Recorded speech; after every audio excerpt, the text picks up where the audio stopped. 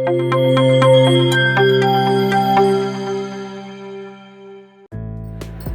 अशा पद्धतीने चणा डाळीचं बेसन करून पहा, खूप टेस्टी लागतं। 1 वाटी चणा डाळ घेऊन धुवून त्याला भिजवत ठेवायचं 5 तासासाठी। खोबरं, 7-8 मिरच्या, 10-12 लसूण आणि कोथिंबीर मिक्सरला बारीक करून घ्यायचं। आपलं वाटण झालेलं आहे।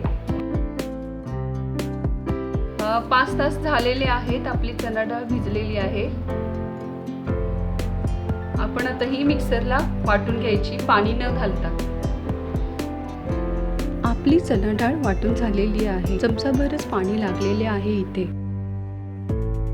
इथे मी तेल तापत ठेवलेलं आहे। त्यामध्ये मोहरी टाकायची, ती तडतडून द्यायची की लगेच जिरे टाकलेले आहे। जिरे सुद्धा तडतडून दिले। कढीपत्ता आणि आपण केलेले मसाल्याचे वाटण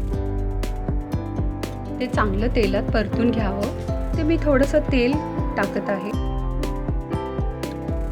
आता हळद, आता आपण यात वाटलेली चणा डाळ टाकत आहोत। ती चांगली मिक्स करून घ्यावी आणि या चवीपुरतं मीठ घालावे। आता याच्यावर झाकण ठेवावे।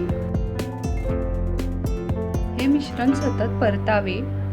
ते परतल्याने चांगलं सुटसुटीत होतं। आपलं चण्याचं बेसन तयार आहे सर्व करण्यासाठी। हे चपाती बरोबर खूपच छान लागतं। करून पहा, खाऊन पहा। रेसिपी आवडली असेल तर व्हिडिओला लाईक करा आणि असेच व्हिडिओ बघायचे असतील तर चॅनलला सबस्क्राईब करा। थँक्यू। आणि बेल आयकॉनची घंटी दाबा, ज्याच्याने तुम्हाला येणाऱ्या व्हिडिओचे अपडेट्स मिळतील।